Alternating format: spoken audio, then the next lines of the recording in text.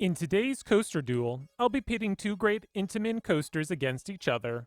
Both opened in 2000 and share some layout similarities which I think will make this a great fight.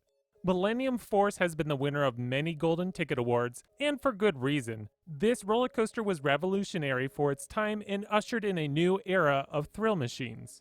Superman the Ride also has a few Golden Ticket Awards under its belt. It still ranks high amongst coaster enthusiasts for its great airtime and decent layout. Well, let's get to the fight. Alright, let's get to the ride's stats. Overall, the clear winner in this category is Millennium Force. I mean, it's the tallest and fastest continuous circuit coaster on the planet when it opened in 2000. The only category that Superman gets an edge over Millennium Force is ride duration. Personally, I think it's mostly from the slower chain lift that Superman the Ride has versus the newer cable lift that is utilized on Millennium Force.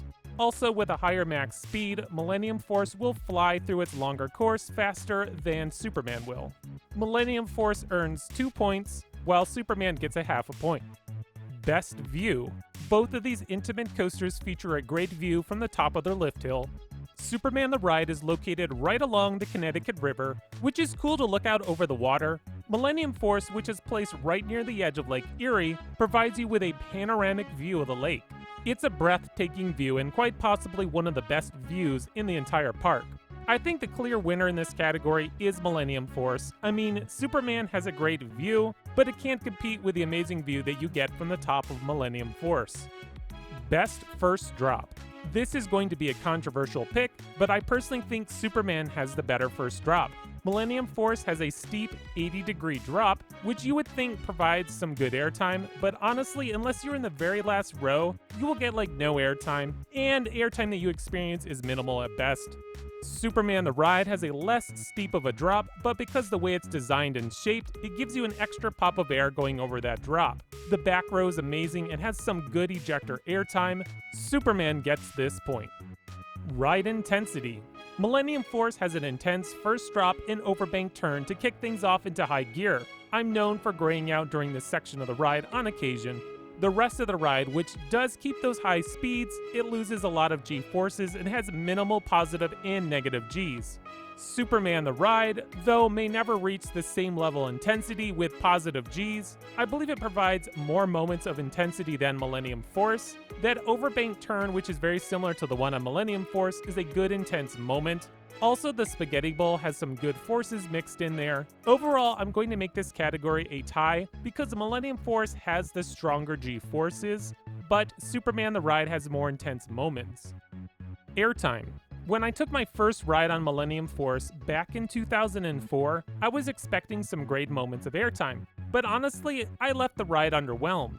Don't get me wrong, Millennium Force does have a couple moments of airtime, but I would argue that they are on the weaker side. Superman the Ride features lots of airtime and even a couple spots of ejector airtime.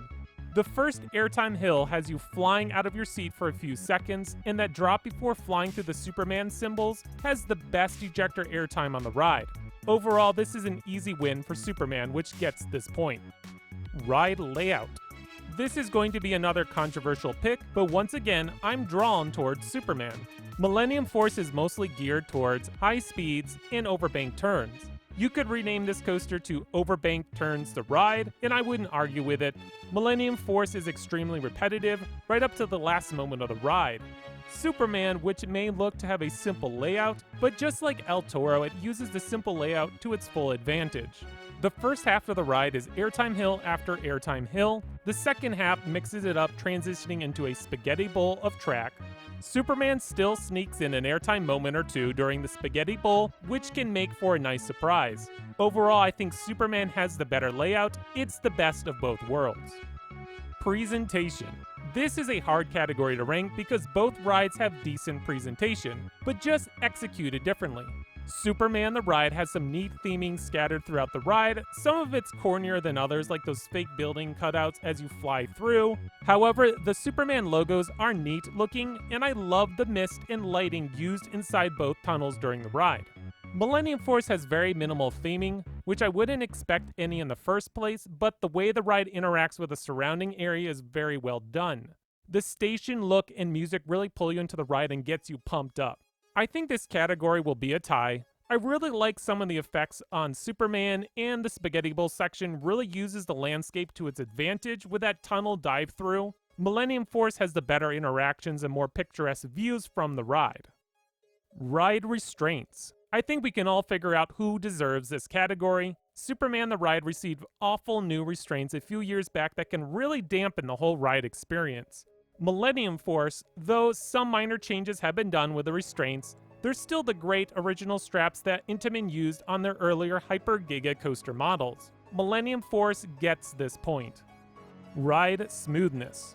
The last time I rode Millennium Force, I was a little disappointed with how much of a rattle the coaster had. It wasn't overly rough, like it wouldn't prevent me from riding it again, but it was noticeable. It's a shame because the previous year I thought the ride was running smooth, so maybe I've had a bad ride or I was sitting on a bad wheel, who knows. Superman the ride also has a rattle, but it isn't as rough compared to Millennium Force. Superman gets this point.